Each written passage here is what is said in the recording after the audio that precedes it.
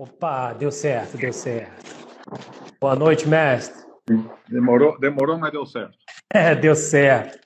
Estamos aqui, já estamos aqui com um grupo bom, com 25 pessoas. Quero te agradecer, Fábio, por estar conosco hoje aqui em nossa live do nosso podcast Tudo é Pauta, que é um projeto que a gente está começando. Vamos falar de variados assuntos.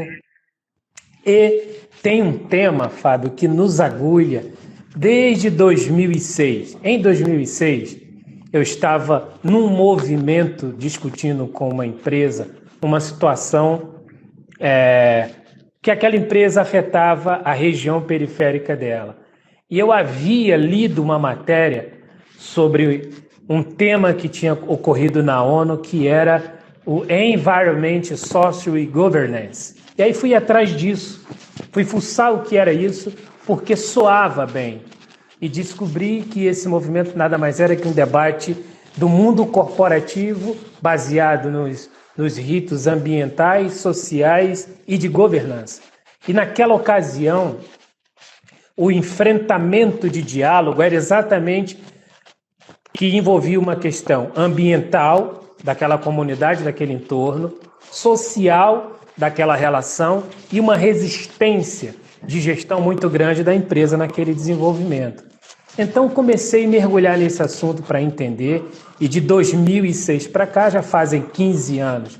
E eu vi agora, durante a pandemia, novamente os ritos de debates e discussão do ESG ganhar energia e ganhar destaque. E é claro que, acompanhando você, ouvi suas entrevistas anteriores, eu sei que certamente lá pelos idos de 2005, 2006 você deveria já estar ali, como você é uma pessoa que eu considero e muitos consideram sempre um salto à frente do seu tempo enquanto executivo, investidor e uma pessoa do mundo dos empreendimentos, discutindo ainda muito antes de que esse assunto ganhasse notoriedade no Brasil, e até um pouco por causa da pandemia. Então, eu queria muito que nesse momento você trouxesse essa ideia central desse movimento Environment, Social e Governance, que começa dentro do universo corporativo, econômico. Fala um pouco para a gente dessa provocação que começa na ONU, que vai se estabilizando Europa, América do Norte, e que no Brasil agora parece que 10, 11, 15 anos depois praticamente vai ganhando mais energia. Bom, Reginaldo, está me ouvindo bem, Reginaldo? Estou te ouvindo bem, estou te ouvindo bem. Bom, obrigado pelo convite, prazer estar aqui falando contigo. Na verdade, eu sou grande admirador do Reginaldo, cara, costumo dizer, o Reginaldo passou por muitas dificuldades, como todos sabemos, mas, enfim, lutou, venceu, deu um exemplo para todos nós, e sempre que eu posso estar junto com ele, é meu amigo improvável, mas um grande amigo, é um prazer estar aqui contigo. Olha essa barba, envelhecendo um pouquinho. Também eu vi aqui alguns amigos que consegui ver que entraram aqui, tipo o Fernando Martins, a Altair Assunção, enfim, que são parte dessa jornada. Tá? Então eu vou falar um pouquinho, mas não é um trabalho meu, é um trabalho de muita gente. E vou dar um passo atrás. Realmente a questão o ESG, né, que em português é ambiental, social e governança, né, eu acho que é uma coisa que a gente começou a trabalhar, Reginaldo, no ano 2000, faz 20 anos aqui no Brasil, né? Não foi nenhuma iniciativa que vindo de fora nem nada, chamava à época responsabilidade social, depois passou a se chamar sustentabilidade e agora está mais estruturado chamando a ESG, né, falando em português aqui, ambiental, social e governança, né? E eu acho que isso faz toda a diferença, assim, no jeito que as empresas olham isso, né? E gastando um pouco de tempo aqui, se me permite, né? Eu era muito crítico, e todos que me acompanham aqui, toda vez que eu estiver falando, eu também estou juntando as pessoas que fizeram parte dessa jornada, com a ideia de que as empresas deveriam apenas olhar os seus negócios, né? E depois faziam as contribuições, aliás, muito bem-vindas, né? Mas às vezes eu achava que tinha algumas empresas, não todas, mas algumas que meio que faziam doações para passar a borracha no cheque, a caneta no cheque, a borracha na consciência, né? Que é uma expressão que eu usei muito, tipo, ó, Eu faço aqui no dia a dia, depois eu ajudo uma creche, ajudo não sei o que, é super necessário tudo, algumas com mérito, outras nem tanto. E sempre me intrigava se não era o caso de fazer a coisa certa no dia a dia, né? A melhor maneira de você ajudar o país, né? Ajudar a sociedade, né? E assim começou, assim, você sabe, conhece a ideia da sincronicidade, as coisas acontecem em diferentes partes do mundo, né? Ao mesmo tempo, sem que haja muita conversa. Então, não é que a gente seguia algum modelo que já tinha sido estabelecido em outro país, simplesmente a ideia de vamos dar certo fazendo a coisa certa do jeito certo, que virou o grande mote, né? E vamos fazer a coisa certa. E as pessoas me perguntavam, mas o que é isso exatamente? Eu falei, bom, também não sei, mas vamos conversar sobre isso, né? E junto com um grupo de pessoas, novamente alguns dos quais presentes aqui, começamos a discutir isso, né? O que significa na questão ambiental?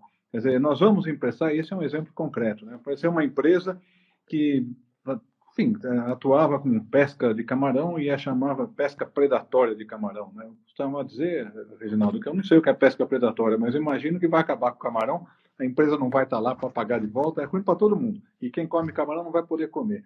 E a gente fala assim, é o caso do banco financiar um negócio desse, ou o banco deveria pensar? Não ganha, ganha, ganha, né? Inclusive por aquele indivíduo que estava num negócio que, obviamente, ia se acabar.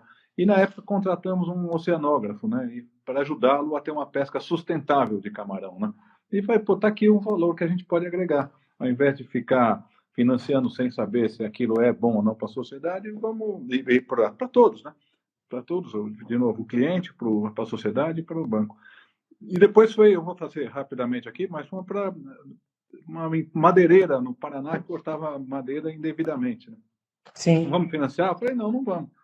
Daí, daqui a pouco, é uma outra madeireira que a gente cortou também. Daí vieram para cima de mim, então, bom, mas assim a gente vai inviabilizar o banco com essa ideia do ambiental.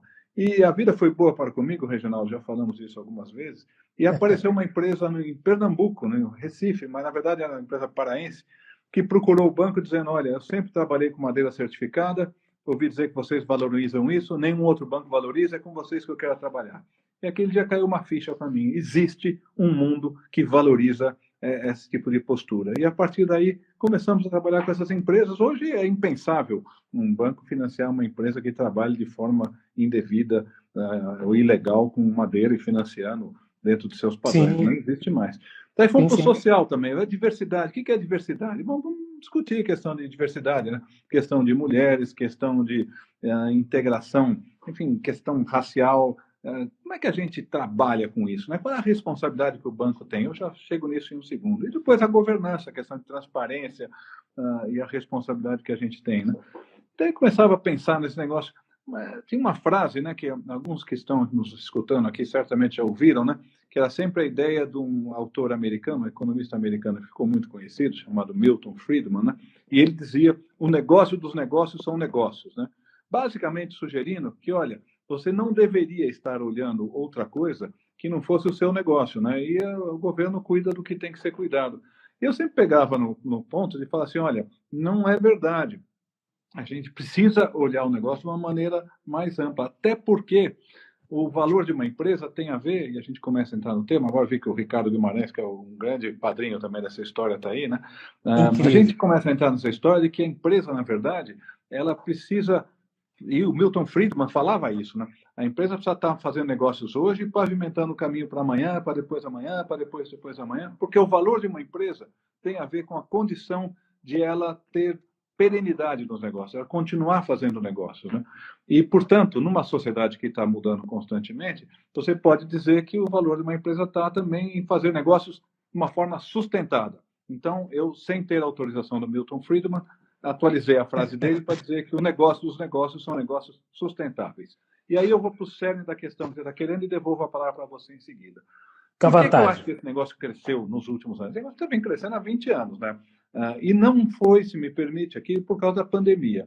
Eu já em 2019, então. 2018, já tinham várias iniciativas nesse sentido. Né? A mais famosa dela é do administrador de um fundo chamado BlackRock, que administra 6 trilhões de dólares, ou alguma barbaridade dessa, e que dizia que ele ia ficar em cima para ver o que as empresas nas quais ele investia, como elas olhavam a questão do ESG, né, do ASG, né, ou ESG, né.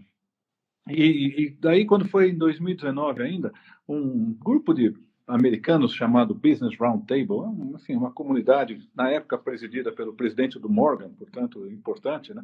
E ele dizia também, olha, nós queremos saber qual é o papel das empresas, ou vamos começar a cobrar o papel das empresas com relação às questões de ambiente social e governança, né? E depois, em Davos, que parece que faz 10 anos, aquela reunião famosa que tem na Suíça, né, todo janeiro, em janeiro de 2019 teve ainda. E o assunto foi ambiental, social e governança, né? E foi pré-Covid, né? Então, eu gosto de falar para as pessoas que não é... Por que eu falo isso, Reginaldo? Porque eu quero dar para as pessoas a ideia de que isso não é passageiro, isso veio para ficar. E aí eu explico e passo a palavra para você. Por que veio para ficar? Porque eu acho que é uma questão geracional, né? Eu costumo falar há muitos anos que se a minha geração não deixou um Brasil melhor para os nossos filhos, ela deixou filhos melhores para o nosso Brasil. Acho que isso é verdade no mundo. A geração que vem depois da minha, você já é mais jovem, né? Quase que uma outra geração, mas a geração que vem depois, que está com 40, 50 anos, já é diferente. A geração de 20 anos é muito diferente. Eles têm uma consciência ambiental, e tem muitos que estão nos ouvindo aqui que são dessa geração, uma consciência ambiental, social, ética e cidadã, que como geração, a minha geração não teve. Não estou falando pessoas, estou falando como geração, não teve. Então, esses jovens que vão chegando, eles trazem um outro padrão e começam a traduzir isso, cada dia mais, no seu padrão de consumo. Então, os jovens querem consumir, quer saber de onde vem a carne, quer saber se aquela embalagem é reciclável, quer saber se tem energia limpa, quer saber se a empresa lida bem com a questão de diversidade, né? Algumas empresas não investem até... Eu vou chegar no investidor. Quero saber de tudo. Se a embalagem do produto, da empresa, da imagem da empresa, tudo. Coisa que a geração anterior não queria saber. O investidor, também atento a esse padrão de consumo, fala, eu também quero saber o que a empresa faz. Então, esse BlackRock, né, fala assim, eu não vou investir em empresas que não tenham mulheres no conselho a partir de 2022. O outro eu quero ter energia limpa a partir de 2025, senão não vou investir. Por que ele não quer investir? Porque ele faz, esse consumidor vai mudar o padrão. Na hora que o consumidor mudar o padrão, essa empresa não consegue mais sobreviver. E, finalmente, cada jovem, na hora de buscar a sua carreira, quer saber o que essa empresa faz com relação à questão ambiental e tudo mais, né? Eu, quando me formei na faculdade, eu costumo brincar que se a Philip Morris, para dar um exemplo de empresa de cigarro, sem nenhum preconceito, pagasse R$1.100, e a Natura, que tem uma imagem maravilhosa, pagasse R$1.050, o pessoal ia trabalhar na Philip Morris. Porque não havia outra consideração que não o salário, né? E aí, esse é o ponto final, a cada dia sai do mercado um consumidor, porque se aposentou, porque ficou velho, morreu, enfim, sei lá, que achava tudo isso uma bobagem, e entra um consumidor que acha isso fundamental. A cada dia sai do mercado um investidor que só olhava a questão de se vai dar retorno ou não, sem olhar muito a longo prazo, porque continua valendo o retorno. E entra um investidor que está atento a essas mudanças, fala, se essa empresa não estiver conectada, ela vai desaparecer. E a cada dia entra no mercado um talento que quer saber o que aquela empresa faz. E que hoje, empresas que têm menor reputação junto aos jovens têm mais dificuldade de contratar, tem um aspiracional, né? E eu falo assim que fazer previsão sobre a economia é muito difícil, eu não sei o que vai acontecer no mundo, mas previsão sobre demografia é muito fácil. Cada dia sai do mercado uma pessoa, consumidor, investidor ou talento, que não levava em consideração esses aspectos e entra um que leva em consideração esses aspectos. Portanto, para mim a tendência é clara, veio para ficar e ganhou importância por tudo isso. É irreversível, é crescente e é bom, Reginaldo. Vai ser uma sociedade melhor com esses aspectos sendo levados em consideração. Mas devolvo a palavra. Você sabe que, lendo parte do documento que vem de origem daquele encontro, eu encontrei uma frase, e essa frase ela exerceu um impacto, e quero crer que ela siga exercendo impacto nas decisões, e eu, mais ainda, eu espero, e certamente todos que estão aqui, que ela exerça esse impacto cada vez mais no nosso Brasil, já que nós vamos demandar um tempo para esperar o macro modelo de resolução política se ajustar, então nós não podemos esperá-lo. E eu aprendi uma coisa desse tema com você e um time que está aqui. Quando eu comecei a olhar Fábio Barbosa, Ricardo Guimarães, Fernando Martins, Jerônimo, Altair, eu olhei uma coisa para além da compreensão de ecossistema. Eu olhava vocês funcionando como uma engrenagem. E eu fui aprendendo isso também, somando outros executivos depois que eu fui encontrando, como Eduardo Ourives, Paulo Batista, Mário Melo, e eu fui olhando vocês e vocês foram compondo um sistema, um bioma executivo na minha mente, numa engrenagem que para mim, pode não ser, mas que se não for, deveria ser o lema desse surgimento do Environment, Social e Governance, que eu não sou bom de inglês, já deixo aqui, então eu vou na tradução livre do Roll Queries Wins, que quer dizer ganha quem se preocupa ou se preocupa quem ganha. Né? Esse ganha quem se preocupa. Agora, quem se preocupa? Sou eu que me preocupo? Era o Fábio que se preocupava? Era o Ricardo? Era o Fernando? Era o Jerônimo? Era o Altair? Era o outro da outra ponta? Ou é um coletivo?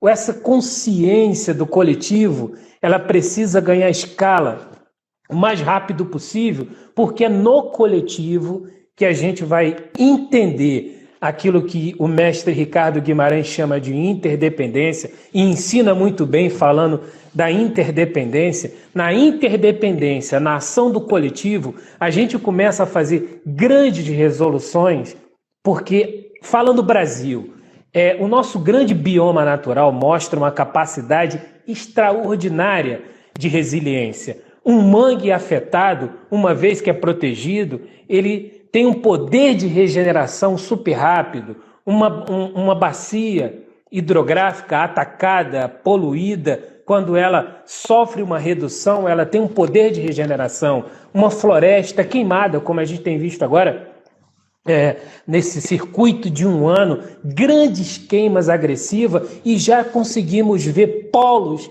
de regeneração. Agora, o que a gente precisa desse ecossistema humano, se posso dizer, bioma humano, Fábio, é o que está nesse grande sanduíche para servir a humanidade, que é, lá em cima, o meio ambiente, lá embaixo, a governança, e bem aqui no meio, o social, e todo social, estrito senso, começa e termina ou no ser humano ou para o ser humano.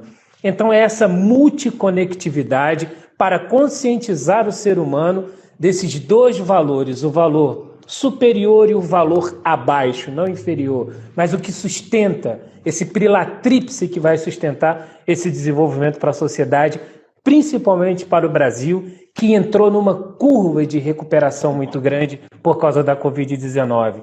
Nós esperamos que o exercício de 22 ele possa ser repleto dos valores de environment, social e governance, principalmente no quesito governança, viu, Fábio? Então, queria pegar aqui, já que nós temos grandes mestres aqui, passamos do número de 60 convidados, a grande maioria aqui, pessoas envolvidas e preocupadas como e para onde a gente leva esse nosso Brasil. E sendo você, para mim, com todos esses nossos outros colegas homens que estão um passo à frente, isso não é elogio, é uma constatação, sendo vocês estando um passo à frente, porque conseguem olhar o Brasil, primeiro, no exercício do intelecto, e conectar o exercício do intelecto de cada um de vocês, de você e de um time que a gente tem aqui, ao exercício emocional, para levar para a prática, quando vai fazer o investimento, quando estar à frente de maneira executiva de uma companhia. Fala um pouco para a gente, Fábio, como, não é receita do bolo, mas como que a gente consegue fazer essa multiconectividade nesse bioma humano, essa interdependência produtiva, transformadora? O Reginaldo ficou mais filósofo do que eu. Boa, muito legal te ouvir, Reginaldo, parabéns. Eu já falei na abertura e repito aqui, sou um grande fã, grande admirador, você tem uma jornada maravilhosa e todos acho que admiramos o trabalho que você faz e como você tem evoluído a cada conversa que eu tenho contigo, parabéns. Mas, enfim, vou começar num ponto atrás.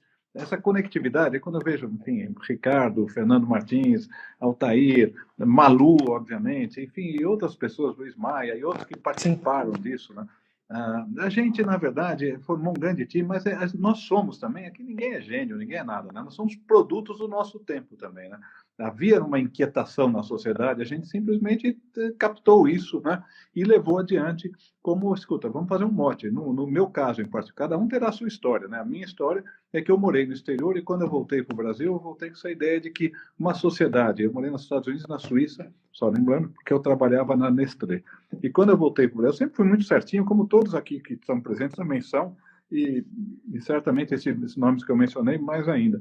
E sempre tinha esse incômodo de que no Brasil se falava muito de que no Brasil não dá certo, dá um jeitinho, tudo. E eu, quando voltei, falei, escuta, eu morei nos Estados Unidos e na Suíça, vi duas sociedades que têm muito mais inclusão social, especialmente no caso da Suíça, do que nós temos no Brasil, e todo mundo faz tudo certinho, né? Ninguém transige, de repente nós estamos na ponta errada. E ao começar a falar isso, que é o famoso dar certo, fazendo a coisa certa do jeito certo, eu percebi que tinha um mundo de pessoas que acreditavam nisso, mas que eram uma maioria silenciosa, né? E o que prevalecia no Brasil se não for, não der um jeitinho, não vai e tudo mais. E acho que a gente se propôs, esse grupo de pessoas a quem me referi, e mais outros nomes que eu injustamente não estou colocando aqui, de que a gente poderia provar de que você pode sim dar certo sem transigir, né? E essa foi o grande sonho, a grande aspiração foi isso, né? Num país em que se fala, se não for assim, não dá, sabe como é que é? E eu tive muitas experiências, né, com relação a isso, de que é possível sim, né? E não é só o Banco Real, no caso que eu estou dando como exemplo aqui a todo instante, mas muitas outras empresas, né? Obviamente a Natura sempre é a mais visível de todas elas, né? Mas muitas outras empresas, pequenas, médias e grandes, muitas outras pessoas.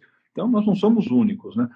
Mas eu acho que então é um momento da sociedade que começa a falar, escuta, vamos tentar caminhar. É lógico que tem uma parte que não acredita nisso, uma parte que não entra, uma parte que não acredita, não tem problema nenhum. Faz parte. Eu sempre fui buscar a minha turma, que foi o exemplo que eu dei com relação à madeireira que trabalhava com madeira legalizada. Sim. Vamos buscar a nossa turma, existe uma turma.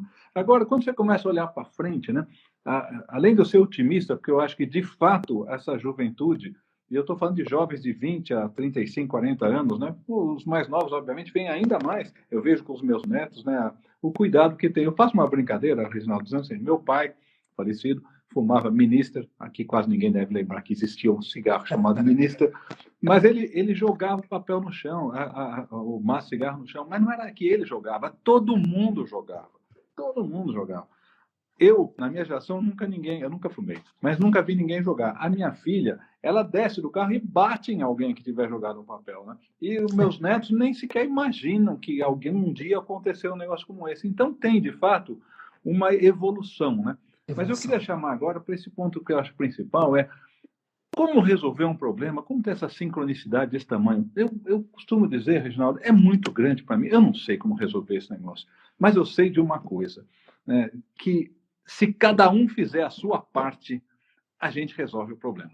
Né? Acho que a expressão que mais me marcou, eu, na verdade, junto com esse grupo de pessoas a que me referi algumas vezes, que foram os nomes que eu vi passando aqui, talvez tenham outros que eu nem tenha visto, né? Mas Ricardo, Fernando e Altair, que eu vi, de novo, Malu e outras pessoas que foram instrumentais nisso, Maia, tudo mais, a gente começou mexendo numa rua ao lado. Uma coisa interessante essa história, porque um dia eu estava olhando pela janela e vi traficantes numa viela que tem ali na Avenida Paulista, entre a Paulista e a São Carlos do Pinhal. Né? Eu estava, inclusive, com o meu grande, agora falecido amigo, Gilberto Menstein, que eu faço questão de mencionar sempre o nome dele. E eu falei, escuta, tem esse pessoal aqui, traficante, que horror. Daí eu chamei o pessoal da segurança para explicar melhor. Se eu quiser, a gente tira isso daí. Eu falei, cara, não é assim, esquece. E o Gilberto Menstein foi lá na hora do almoço, eu contei para ele, aquele negócio estava lá 2 anos, eu não tinha percebido, atenção. A mostrar que a gente também não é tão ligado assim. E daí eu falei para o Gilberto Menstein, falou, Fábio, coloque luz, porque as pessoas que vivem na sombra não resistem à luz, né? No sentido figurado e no sentido real, né? E repavimentamos aquela rua, um projeto maravilhoso. O Fernando foi super importante nesse processo todo. Colocamos lá um café, uma floricultura, e os traficantes foram embora, né? Porque pessoas que vivem na sombra não gostam de vida. E tinha namorados, a gente fez um negócio meio holandês lá, que o banco era holandês. Mas qual foi a lição que a gente tirou disso? Né? Eu coloquei uma frase lá. Se cada um mudar a sua rua ao lado, a gente muda o mundo. Eu não sei como mudar o mundo, Reginaldo. Eu sei como mudar a minha rua ao lado, né? E eu acho que as pessoas muitas vezes toleram pequenos delitos e apontam para Brasília, dizendo, o problema não está em Brasília, Reginaldo. O problema está aqui com cada um de nós. É cada um de nós que aceita, tolera, enfim, acha que é assim mesmo.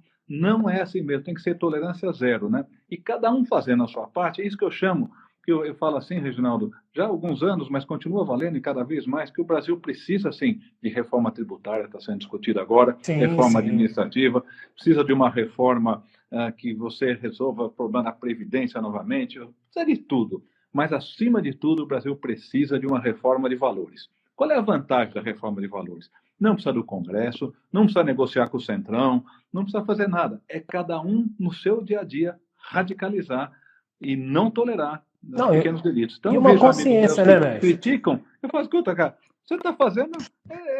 não, mas em Brasília, não é Brasília, você que está fazendo errado, cara. Nós, como sociedade, precisamos se radicalizar. Então, respondendo sua pergunta, o sarrafo só vai crescer, só vai aumentar pelo comportamento de jovens, pelo comportamento de investidores e de novos talentos, só vai demandar mais das empresas, né?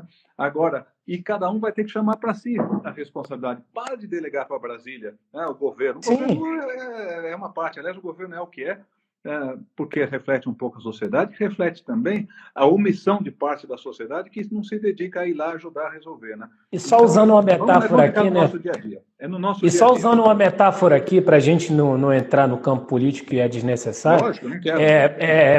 Só usando uma metáfora aqui, Brasília é uma pintura e que de 4 em 4 anos ela é restaurada. E os restauradores dessa pintura é toda a população. Cada um contribui com um traço restaurativo. E aí compõe uma nova pintura que ela vai ficar pendurada lá por mais 4 anos. Se aquela pintura não ficar bonita, não houve um restaurador responsável, houve um coletivo responsável. Então a gente precisa pensar que essa Brasília, que essa pintura, se não é tão bela, não foi um pintor que pintou, foi um ajuntamento nacional de pintores fazendo a restauração daquela pintura que não se revela tão bela, né? Tão bonita de olhar em determinado momento. Então, é só uma questão da gente entender a nossa responsabilidade quanto a Brasília. Porque falar de Brasília em alguns momentos parece que é outro lugar. Não é comigo, não é comigo. Aí eu vou botar lá, vou postar, graças a Deus eu não me botei nisso. Ou, meu Deus, eu tô fora dessa. E isso, inclusive, é um pouco de covardia. Bom, mas vamos lá. Vamos pensar aqui. Agora, eu queria muito trazer para mim a sardinha, no velho puxar a sardinha para o seu lado. Fazendo uma leitura no ESG e sabendo que é um movimento estrito sensu corporativo e que ele vai se embrenhar no mundo econômico e aí vai chegar nos fundos de investimento, o que eu começo a pensar com o coletivo de pessoas que está nos assistindo aqui, que está fora daqui e que começa, viu, Fábio, conversar, dialogar, entender e, sobretudo, esperar ser alcançado. A gente sabe que a gente tem uma economia de favela no Brasil que esteve muito atraente até antes de março de 2020. Até março de 2020 nós tivemos algumas pesquisas respeitáveis que mostravam uma economia de 189, uns diziam 189, 190 bilhões de PIB intra-favela. Isso, claro que oscilou, não é mais a mesma coisa, mas a gente continua sendo uma economia pungente e que vai se restaurando e cresce, como todo mundo começa a se restaurar e aprender economicamente e empresarialmente conviver com a pandemia. Haja vista aí que todos os nichos começam a reativar suas ações. A favela não é diferente. Então, o que você enxerga do movimento ESG para empreendimentos de favela, startups especificamente de favela, nessa contribuição? Vou dar um exemplo. O Altair, nosso amigo, seu amigo, um colaborador, parceiro de anos. Recentemente eu comecei provocando o Altair e acabamos indo parar na indústria do isopor.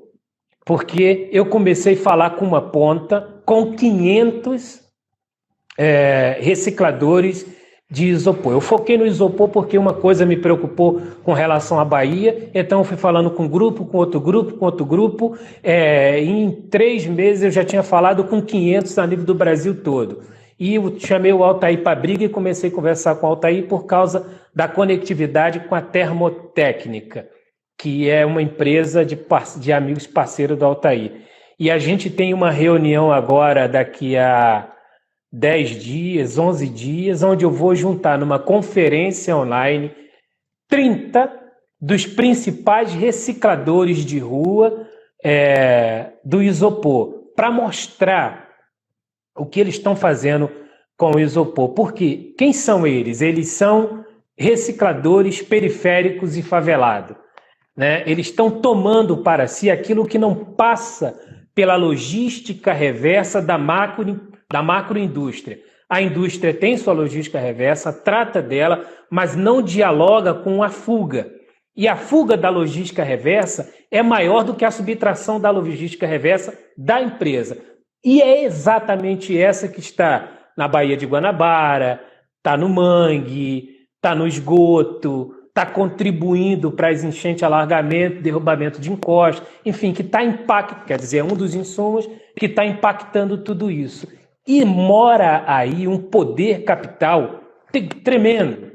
E a gente precisa juntar nesse chamado ecossistema, para alcançar o ambiente, desenvolver o indivíduo, promovendo a ação humana e melhorar a governança da macroindústria. Esses atores sociais que têm uma única finalidade em tempos diferentes. A indústria com a matéria-prima primária e a produção primária. A logística reversa para a redução de dano da própria empresa. E o catador de rua para tirar aquilo que é o maior número percentual que vai afetar o meu meio ambiente, urbano ou o próprio ambiental no bioma maior. Se nós conseguirmos fazer esse ajuntamento e fazer um processo de relação e governança, a gente vai, eu quero crer, iniciar um processo gigantesco de redução de dano, de aumento de lucratividade social humana, de redução de impacto ambiental e com uma governança agora que olha para além da macroindústria. Deu um salto de olhar e conseguiu enxergar um potencial parceiro, inclusive financeiramente falando, lá na ponta, que não era olhado antes, e que ele vem se aproximando, ele vem para perto. Ele está perto. E se ele está perto, ele desfruta de uma coisa chamada conhecimento. Conhecimento. A detenção do conhecimento durante muito tempo não foi franqueada, muito pelo contrário, foi muito blindada. E o mundo que a gente vive nesse momento, com os valores ESG, eles, ao contrário, eles querem franquear conhecimento. Para mim, o maior modelo de governance é aquele que tem o executivo ou um rito no nicho, qualquer que seja o nicho, que quer distribuir conhecimento e quer trazer o parceiro que está mais distante para perto.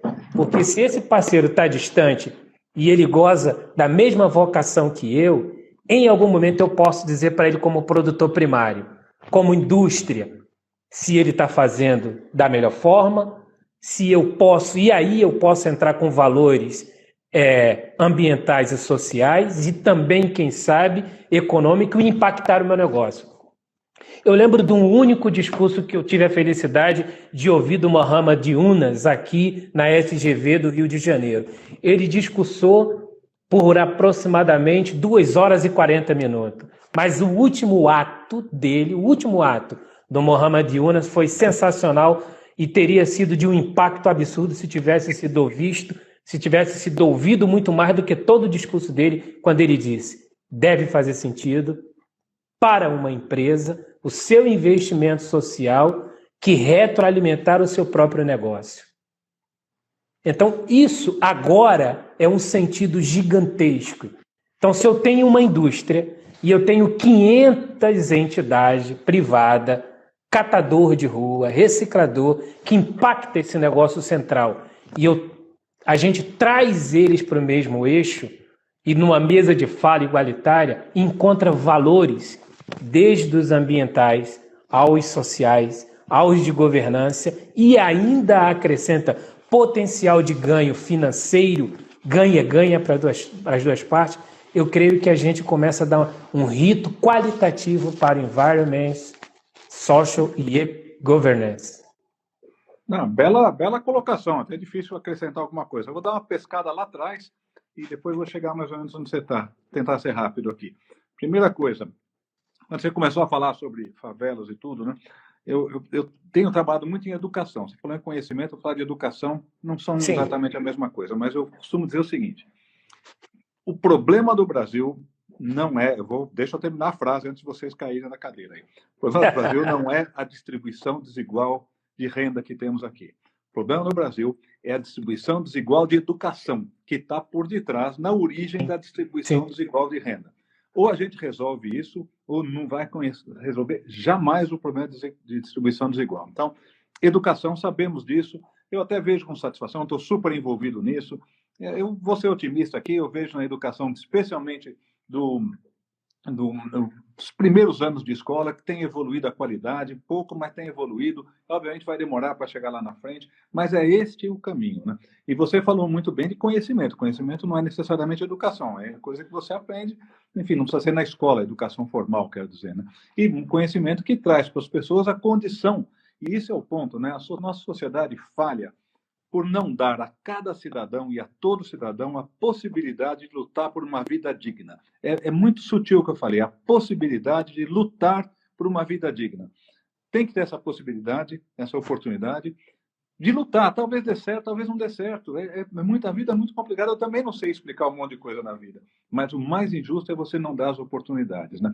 E uma vida digna. Digna não quer dizer rica, não quer dizer pobre, não quer dizer nada. É digna. É isso que a gente precisa conseguir. Então, chegando ao ponto que você estava agora e que o Mohamed nos falou, na verdade, a gente tem uma maneira de fazer isso que é necessária e não vai resolver, que é a filantropia, a doação. A doação é um jogo de soma zero. Eu tenho dois, você não tem nenhum, eu dou um para você, cada vez fica com um. Mas não é assim que a gente vai crescer. Mas é fundamental. Tem sido feito, eu mesmo, e sei de outros aqui que estão no grupo, que ajudam sempre que possível, porque é necessário. Então, não estou tirando. Mas não é a solução definitiva. A solução definitiva é criar riqueza, criar renda. E eu acho, e até não sei se o Gilson, que entrou aqui, é o nosso amigo Gilson ou não, mas o Gilson também na G10 lá, faz um trabalho maravilhoso, como você me levou um dia para falar sobre empreendedorismo, né, aqui em Paraisópolis, né? E eu tive uma aula do que tem de empreendedores fazendo costura, marmitas, e pessoas que estão montando seus negócios e fazendo entregas e tudo mais, e conseguindo fazer um negócio dentro das favelas ou das favelas, das comunidades, atendendo as regiões da cidade que precisam desse tipo de serviço, né? E isso, por si só, já é uma forma de você incorporar, trazer um pouco de inclusão para que a pessoa tenha renda, né? Agora, o legal também é quando você entra no que você falou, né? A questão de reciclagem.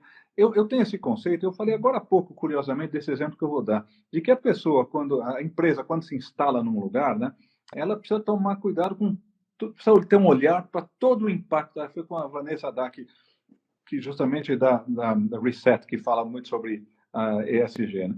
A empresa precisa ver o impacto que ela causa na sociedade, né? Não, eu vou dar um exemplo, mas antes de dar o exemplo, é o que você falou, né? O que acontece com os dejetos, o que acontece com a reciclagem, quem vai cuidar disso, que oportunidades eu vou dar, como é que eu posso fechar esse ecossistema, né? E até porque vaza por todos os lados, né?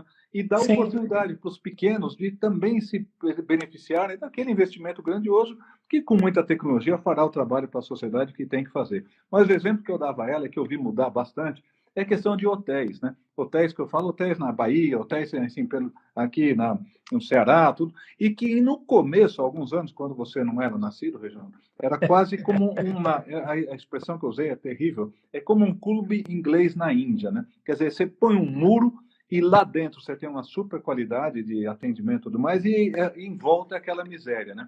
E agora existe essa visão clara de que se você faz um hotel, você tem que dar oportunidade para quem está ali ao redor, seja para serviços básicos, né, de limpeza ou de lavagem de roupa, tudo, mas incorporar essa população, gerar renda para essa população, comprar hortaliças, enfim, dar um trabalho e não ficar com esse negócio de você não se preocupar com o seu ao redor. De novo, aqui dá a ideia de cuidar do seu ao redor, né? E eu fiquei impressionadíssimo com o empreendedorismo que eu vi naquele dia que você me levou para fazer aquela palestra lá. Fiquei impressionado que eu também sendo otimista, tem uma coisa, a tecnologia vai viabilizar uma inclusão social que a gente nem imagina. E eu dou um exemplo. Tem atendimento médico. Atendimento médico vai ficar mais barato, vai poder atender médico à distância, né? Você tem um monte de serviços, enfim, que escola, ensino, tudo mais à distância, que a gente pode fazer, precisa ter conectividade, precisa ter um monte de coisa. E os empreendedores que estão aí nas comunidades, que conhecem melhor o seu mercado, né, poderão também se envolver, tendo o conhecimento, né, algumas iniciativas que possam gerar benefício e renda para a comunidade. Então, eu acho que empreender hoje ficou mais barato do que era no passado. No passado era muito caro empreender, tinha que ter computador, tinha que ter uma sala, tinha que ter um monte de coisa, um contador. E hoje em dia, você não precisa ter computador, quer dizer, não precisa ter um sistema qualquer, coisa barata. Ficou muito mais barato comprar um computador do que era no passado. Não precisa ter espaço, pode fazer de casa, não precisa ter contador, tem empresas que fazem por R$100 por mês. Então, tem possibilidade, sim. O que precisa é acreditar que existe um mercado, como você falou, enorme nessa comunidade, né? E que já é visto por muitos. Quem vos fala, que conheceu justamente num dia que você fez um belíssimo discurso, quando o Banco Real inaugurou uma agência dentro do Morro do Alemão. Dentro do Morro do Alemão. Entendendo que naquele mundo existia, não foi uma caridade, foi um ganha-ganha-ganha. Era bom para a sociedade, era bom para a comunidade, era bom para o banco, era bom para a sociedade como um todo. E eu me lembro muito bem que as pessoas falam, isso é demagogia. Isso não é. Isso foi uma ótima iniciativa que mostrou respeito e dignidade. Assim, hoje, quando eu chego, vejo comunidades, obviamente não com a frequência que deveria, mas eu vejo que tem empresas olhando aquele mercado, tudo mais, e trazendo, portanto, benefícios, riqueza, renda. Acima de tudo, Reginaldo, e esse é o nome do jogo, eu vou terminar com essa palavra, é dignidade. É isso que nós precisamos dar para todo mundo.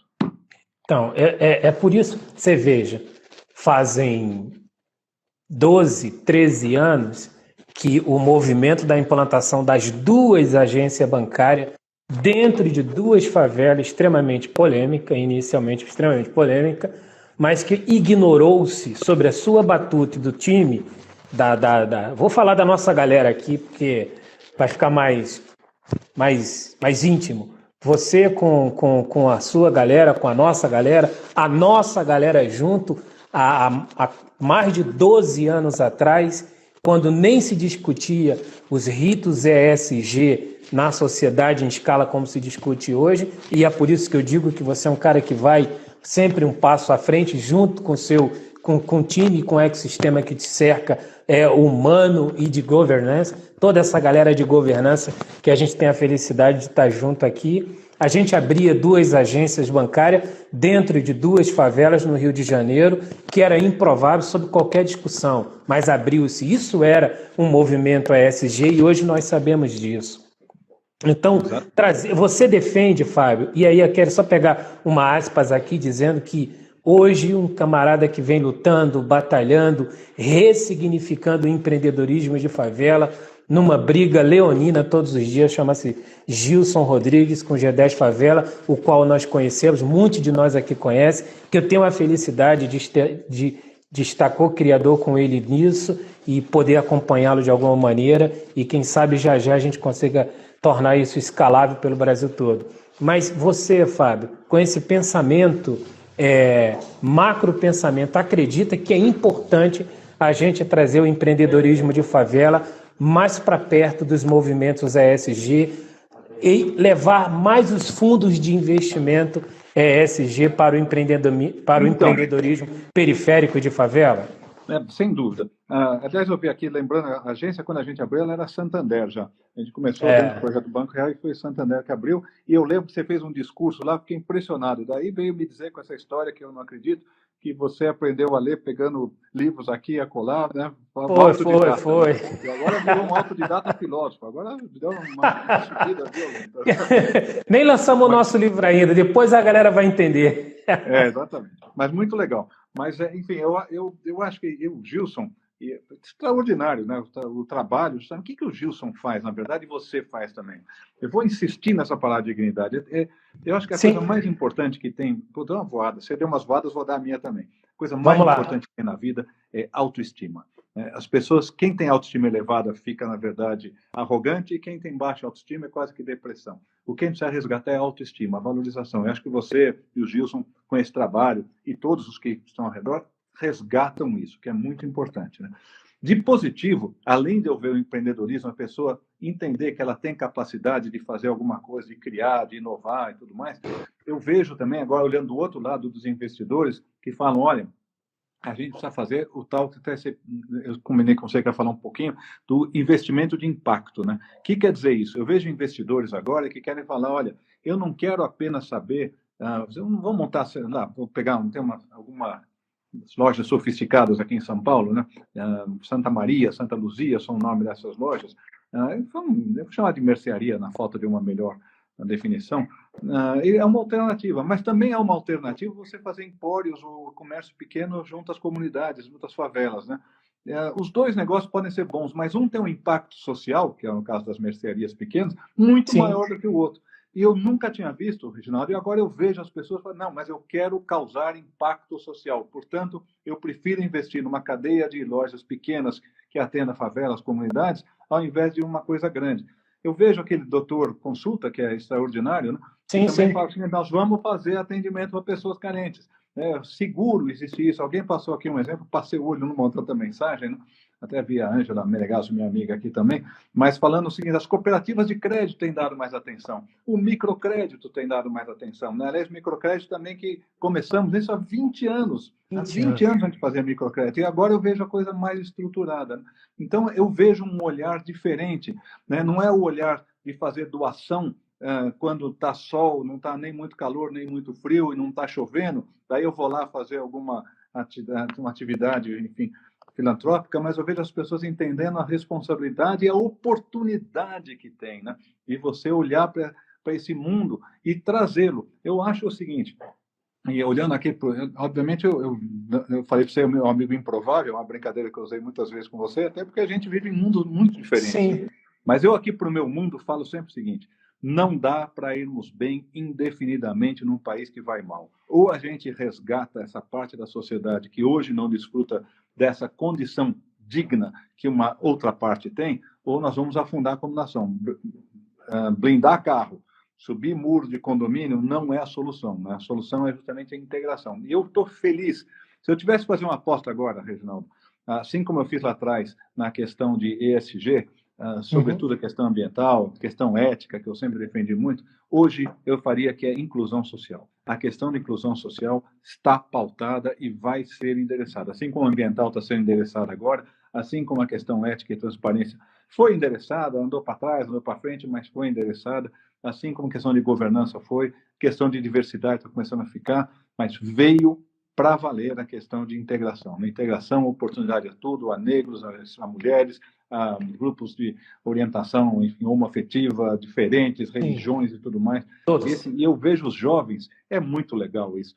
Não dá para conversar com um jovem sobre qualquer desses temas, eles não entendem, porque é tão natural para eles que não importa, né, as coisas. E para outra geração, por isso que eu falo que eles são melhores, importava, agora não importa mais. E as brincadeiras que se fazia na minha geração, eles não conseguem nem dar risada, acham um absurdo total. É algo melhor. Eu costumo, se você quiser que eu fale que o mundo está piorando, eu falo também. Não faça isso. Eu quero ver o mundo que está melhorando. Porque não está. Uma parcela significativa que está melhorando. Então, eu também defendo essa ideia. Eu também defendo esse pensamento e eu acredito muito nisso. Eu é uma expressão muito arrogante, mas eu apenas força de expressão durante a nossa conversa, porque o coletivo humano tem dito muito isso. A gente chega no momento em que é o processo da geração das condições adequadas. Se você coloca condições adequadas na pobreza, a pobreza fica cada vez melhor. Porque as condições adequadas vai ditar normas de crescimento, desenvolvimento e acessibilidade a uma boa educação, a um ambiente arquitetônico e urbano melhor preparado, a um lugar de cuidados de saúde melhor e pensado e desenvolvido e atendido. Não que nós não tenhamos um ruim, porque nós temos o melhor sistema público de saúde do mundo. Mas se a gente gera mais condições adequadas, a gente torna a pobreza um ambiente bom. E a gente consegue fazer uma coisa que há muito tempo não é feita. É o combate à miséria. Que é trazer a miséria para a pobreza, porque a pobreza é boa.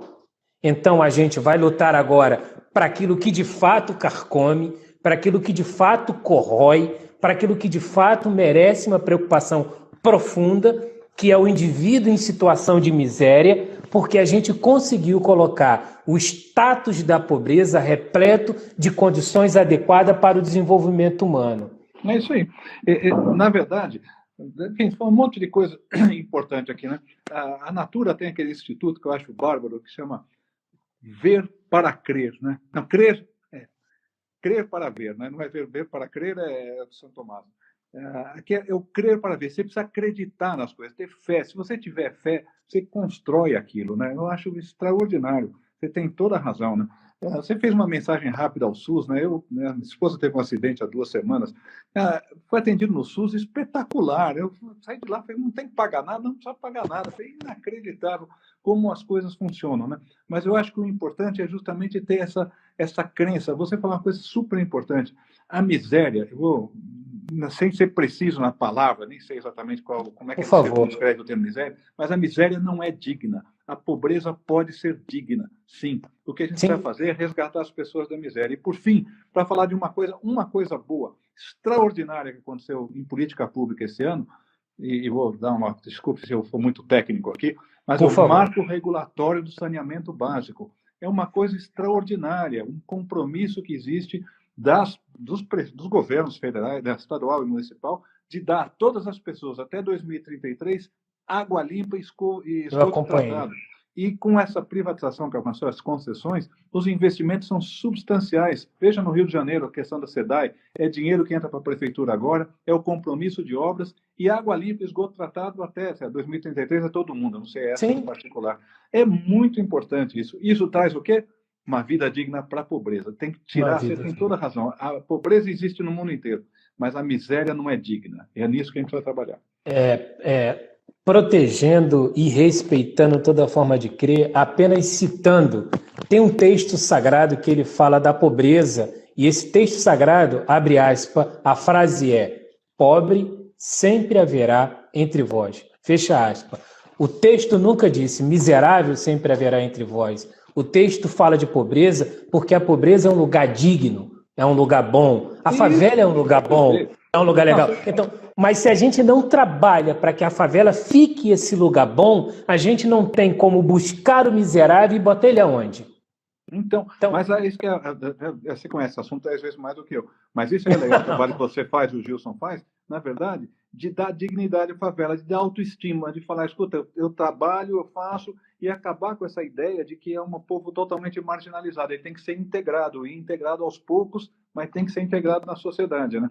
Então, eu acho que o empreendedorismo, que é um dos temas que você trabalha, o que é empreendedorismo? São ideias pequenas aqui e acolá, que aos poucos vão criando alguma função social, algum benefício, algum ganho, e com isso vai criando. Então, inovação, empreendedorismo, tecnologia, conhecimento, que é uma palavra que você usou com muita propriedade, é o que vai fazer a diferença daqui para frente, né? E vamos trabalhar, a gente não vai esmorecer. E olha, não é o governo que vai resolver, esse é um ponto que eu queria deixar claro. O governo não vai, não adianta e nem é culpa, somos nós. O governo é uma parte da sociedade, como você bem colocou, mas a sociedade é maior que o governo. Né? Muito maior. E as empresas, para voltar ao ponto que falamos, elas têm sim responsabilidade e têm sim uma oportunidade de negócio. Eu ontem dizia numa outra reunião, Reginaldo, eu não sei porque o pessoal olha a ESG, ou ESG, como uma restrição. É uma tremenda oportunidade. Sim. Olhar a questão ambiental, produzir energia limpa, reciclagem, redução do consumo de água, ou inclusão social, que é a questão da diversidade. Pessoas diferentes complementam o pensamento, têm uma visão muito mais criativa, muito mais ampla do problema e tudo mais, trazem pontos de vista diferentes. É um ganha-ganha-ganha enorme. Bom, eu sou um grande entusiasta, eu já estou na ponta da cadeira aqui, já querendo entrar dentro da tela. Então, você veja, tem todo sentido, Fábio, a gente fechar um coletivo de interesse, né? Que é pegar o grande empreendedor com o médio empreendedor, o pequeno empreendedor, formar uma cadeia inteira de interesse, ou uma cadeia inteira voltada para um único interesse, e aí cada nicho, negócio, a indústria descobrir qual é a sua cadeia intermediária e pequena e juntar o comércio, o mercado, o agronegócio. Se cada um, dentro da sua vocação empreendedora, procurar suas estâncias mais de baixo ou as mais distantes para ficar mais digno a fala, se você pegar a sua existência mais longeva, mas que tem conectividade com você e se aproximar, e quando isso acontecer, a gente vai juntando todos os nichos nesse grande coletivo preocupado com um único eixo e todo mundo dando a contribuição, a gente vai transformando. E aí essa pintura brasileira vai ficando cada vez mais bonita, o Brasil vai de fato oferecendo aquilo que ele é, em suas capacidades, o seu tamanho continental vai deixando de ser um problema, a pobreza vai encontrando um lugar de dignidade. Na pobreza a gente tem o ambiente adequado para trazer o miserável e estabelecer ele para ele crescer como ser humano. Olha, uma das coisas que me deixou mais feliz nos últimos anos, fora falar com você e todos os amigos que a gente tem a felicidade de falar, nos faltam 5 minutos, foi o encontro que eu tive com o professor Michael Sandel.